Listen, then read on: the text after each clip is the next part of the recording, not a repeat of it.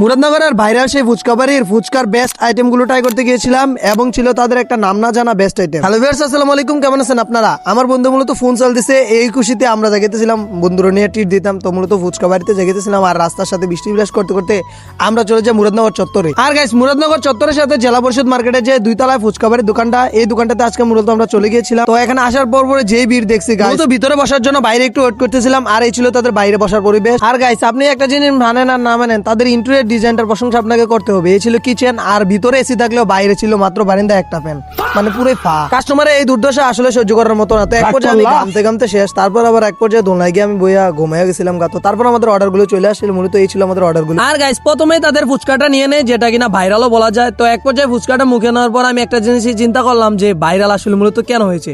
আর guys, আমার কাছে এই ফুচকাটা 9 আউট অফ 10 লাগছে। আপনাদের কাছে কেমন লাগছে কমেন্ট করুন। আর গাইস, তারপর তাদের রেগুলার ফুচকাটা নিয়ে নেই, আর তাদের রেগুলার ফুচকাটা আমার কাছে এভারেজ লাগছে, কেননা আমাদের দেবিদ্বারের তিশা চটপটির ফুচকাটাও এর থেকে আমার কাছে বেটার মনে হয়। ভিডিও শুরুতে যে দেখলেন নাম না জানা আইটেমটা, এটাই হলো মানে আইটেমটা আর কি। মূলত মানে এই আইটেমটা আমার কাছে গাইস সবচেয়ে সেরা লাগছে, আর আপনাদের সব সময় এটা রিকমেন্ডেড করবো, গেলেই এই আইটেমটা ট্রাই করবেন। মূলত ভাই এটা নাম না জানা আইটেম না, এটা হলো দই চিড়া। তো তারপর আমার বন্ধু বান্ধব ট্রাই করতেছিল, আমার বন্ধু নবীও ট্রাই করতেছে, বলতেছে সেরা। আর আমার বন্ধু সজীব, যে কিনা ক্যামেরা বাইরে থেকে হাজারো রূপবতীর একজন কাস্টমার সাথে রিভিউ শেয়ার করবো।